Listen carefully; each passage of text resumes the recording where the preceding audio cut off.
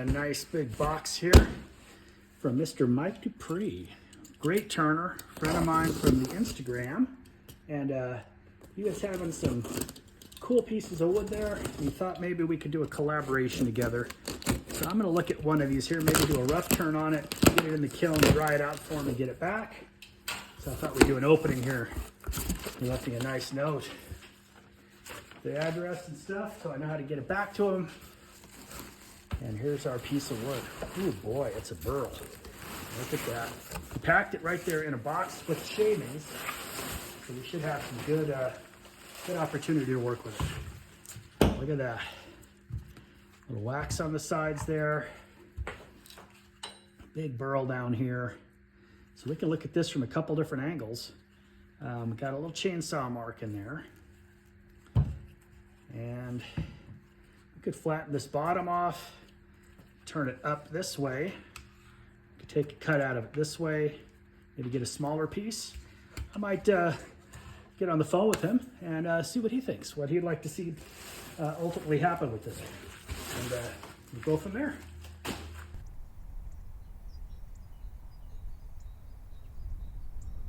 Okay, went ahead and drilled a 5/16 hole in for the woodworm screw up here in this white oak burl that I got from Mike Dupris out in Minnesota. And I'm gonna kind of collaborate on this one. I'm gonna see if I can get a tenon established on this for him, keep some of this bark, and just get it down and in the kiln so we can get it back to him so he can dry it out. Now I don't use a woodworm screw very often, so you're gonna forgive me if I don't get this right away on the woodworm screw. And if I watching Phil and Papa, just keep my face out of the way here and get ready to let go. All right. I think this is so big, I have to lock it down. I'm going to probably end up needing to switch out to my high torque setting is my guess. So get that all the way on there, nice and tight. We should be able to establish a tenon on the bottom of this and then round it out and just get it in the kiln and dry it out for Mike so that he has a chance to turn this amazing piece of burl here. Boy, wood's a little loose though. So that's on there. And let's get out of the way over here. And remember to take out our spindle lock. That's kind of where we're at right there. I am on, I'm way over 700 RPM right now with no shaking in the lathe, so we should be good to go. So I'm gonna switch out my belts, go back to the low torque setting, lower speed. Obviously I'm not gonna need that speed. We're clearing everything quite nice, and I will want to be able to pull my tailstock up on this one to hold it in place. Get a tenon on it as soon as we can, and we'll see what we come up with. All right, let me switch out those belts. I'm gonna have to try to figure out how to get my tool rest in, so we get rid of that these bottom nubs first. I'm just going to kind of clear some of this up and try to keep that bark on.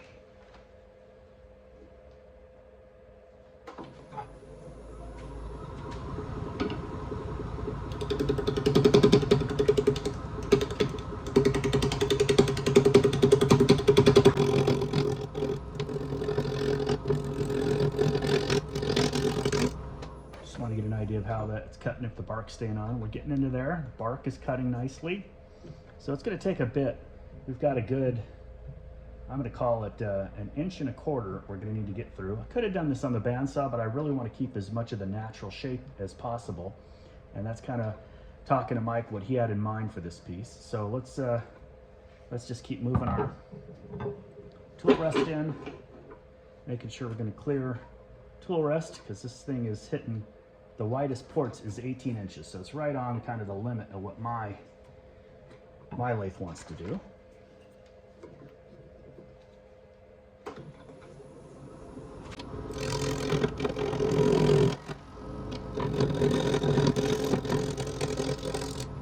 my goal right now is to flip the bevel in gently, trying to keep the same distance that way in the bevel.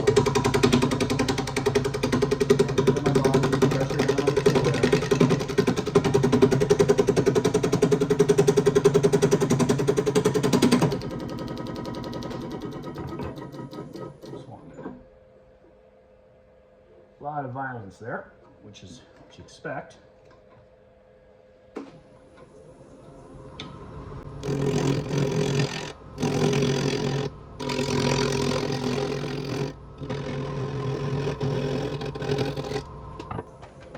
We're going to see a lot of that as I get further and further in, but oh, look at, there's some cool burl stuff going on in there.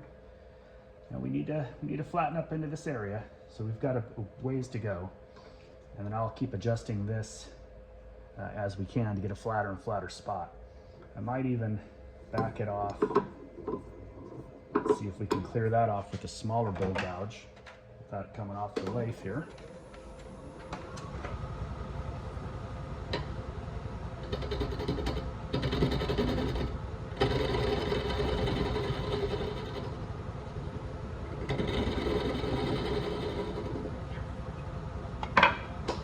What you're going to see is how we got it nice and flat, so we can now move the tailstock back in and have even a better hold there, which is really what we're looking for. That'll probably be the last time we have to do that in this process. And I'm going to try to get my tool rest under here without touching, obviously. And you have the burl as it spins around. Big old white oak burl. This should be fun.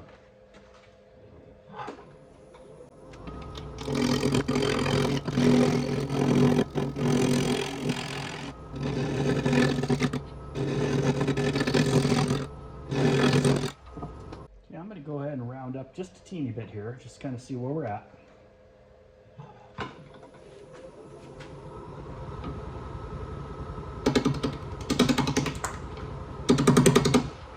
Let's go in and see if we can save that bar.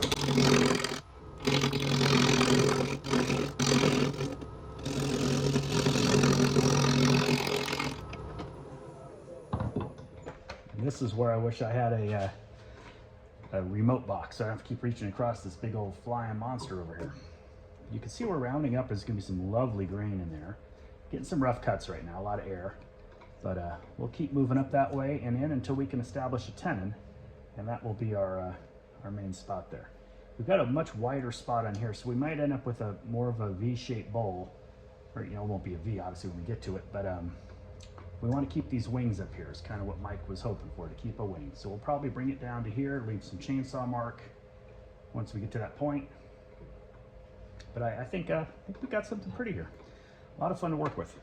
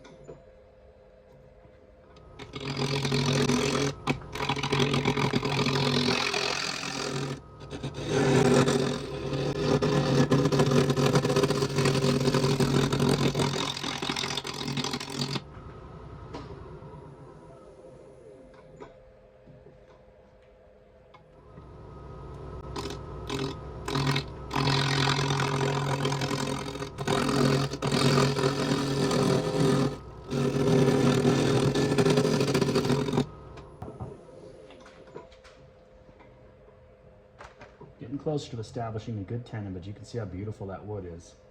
A lot of heavy air coming out this way. We'll get that rounded up a bit. We're going to put the bowl in here. It's not going to be quite as big in the bottom, but it'll have a nice big dramatic wing. So that should be a good look. Tighten up that again.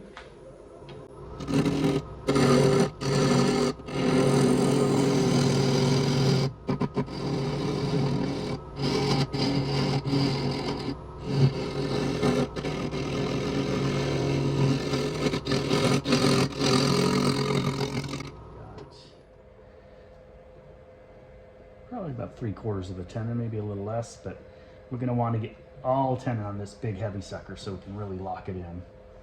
But we're starting to get a little bit of flex up here in the bark, so I'm going to shoot some CA down in there, so we don't want to lose that. Once we have that, we'll hit it with a few shots of accelerator and let that sit for a few minutes before we come back to it. I'm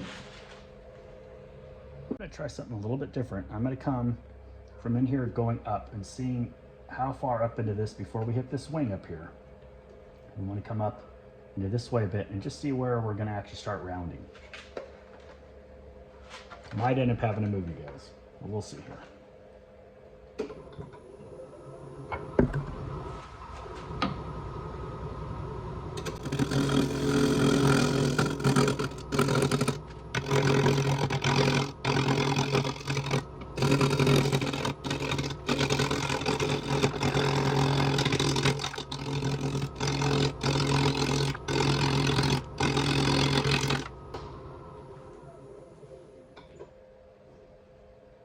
See where we are getting close up here.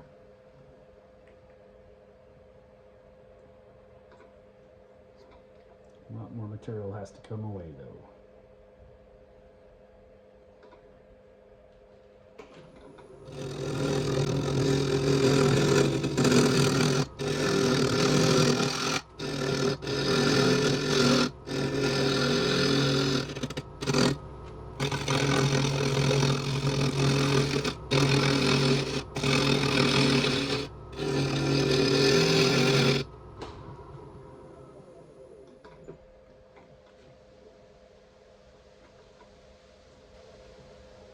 Beautiful wood.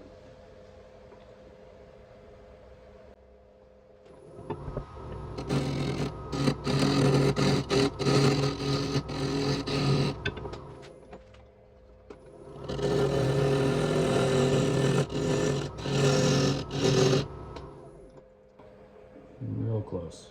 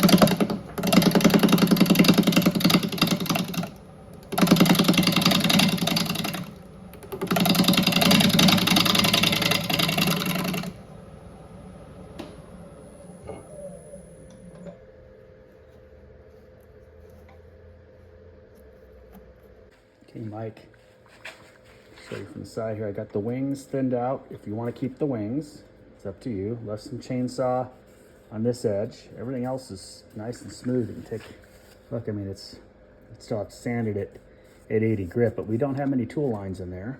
Up here we are on these wings. Those always require some hand sanding. I just use a random orbital usually up here to start flattening out these wings real easy. But that's kind of the basic shape. Give me an idea if you kind of dig that or if you think it's a little too funky. I'll round this down when we take off the tenon, but I needed some meat for the tenon. But this could easily be rounded at the bottom. Your call on that as well. And I could just round up the whole thing here, get rid of the wings, but I left the wings per kind of your input, I think, is what you're asking for. So let me know what you think, man, and I'll keep moving on it if you like it.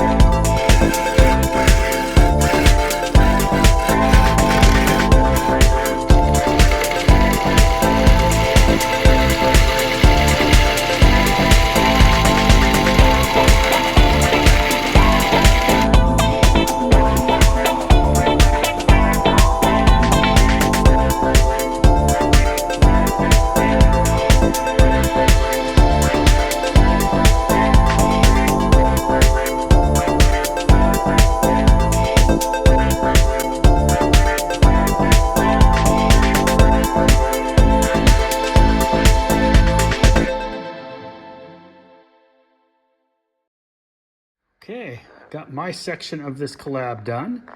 What I've done is I've just hollowed out the inside here, and a really nice diameter. It took just a beautiful tool. I mean, you can barely see any tool marks there. It's ready for drying and sanding now.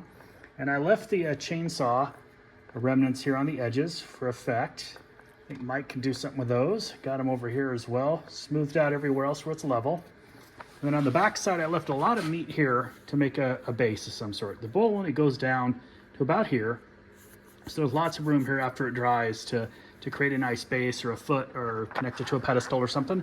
But in the end, that's my section of it there. So I think I'm going to go ahead and wax it up. Maybe put some just some regular old PVA glue on there, and then stick it in the kiln and let it dry out. And when it gets to a good moisture content, I'll send it back to Mike for finish up this project together. A lot of fun. Hope you guys enjoyed that. I know there wasn't a lot of talking or instruction, just a lot of knuckle busting and working through it. So, hey, have a great day. I hope you get out there and turn something. And hey, if you had fun doing this kind of project, let me know in the comments. It really helps me out to understand what kind of content you guys want to see. And, you know, those likes and shares, they always make a difference. So until next time, get out there and turn something.